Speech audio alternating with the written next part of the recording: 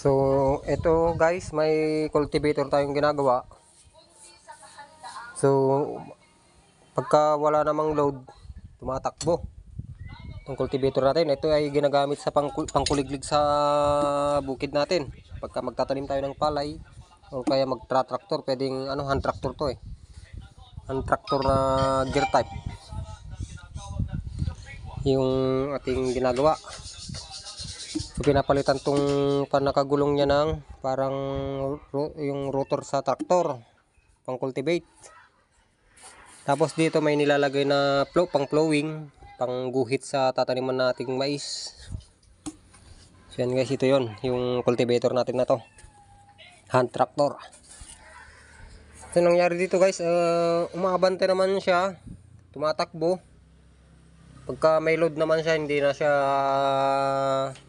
makahila. Pagka lalo pag nilalagyan ng pang-araro sa likod, yung pang flowing, pang guhit sa tataniman na mais. So yan guys, nung binaklas natin, ito yung nakita natin. So yung lining nya, pudpud na talaga, na kanda bali-bali lahat yung lining, clutch lining.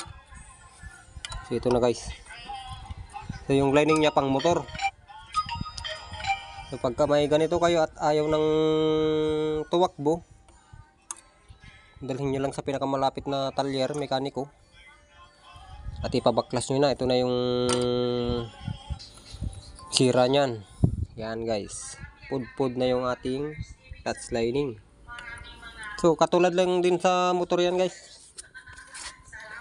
Ayan yung gears nya, ito yung clutch housing nya, para talaga sa motor yan.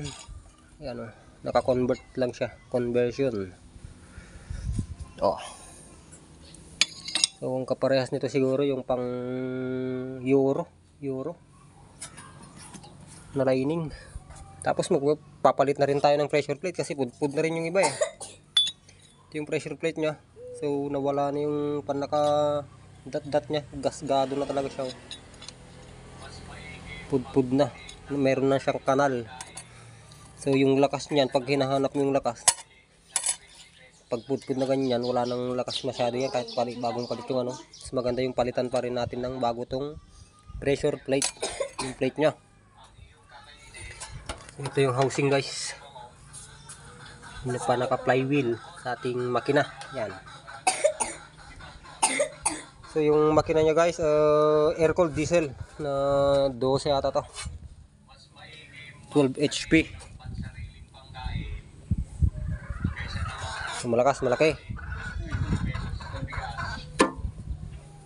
So ito yung gear type nya,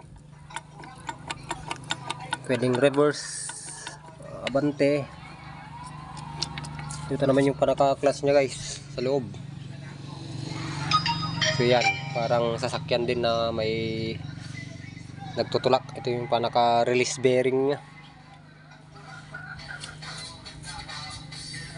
So yan guys. So ganyan lang kasimple guys. Pagka magbabaklas kayo, tanggalin nyo lang yung 4 na tornilyo dito.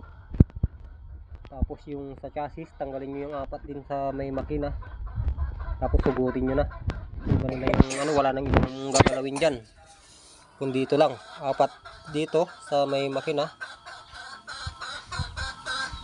Yun. Tapos dito sa may chassis nya, dito nakapatong yung ating makina. Tapos sikutin nyo ng flat screw dito, matatanggal yung buo. Doon nyo na makikita yung lining ng ating cultivator.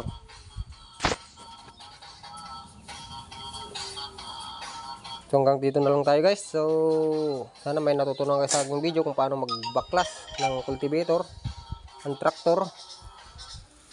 Please subscribe and share na rin pagka may natutunan kayo guys. So maraming salamat.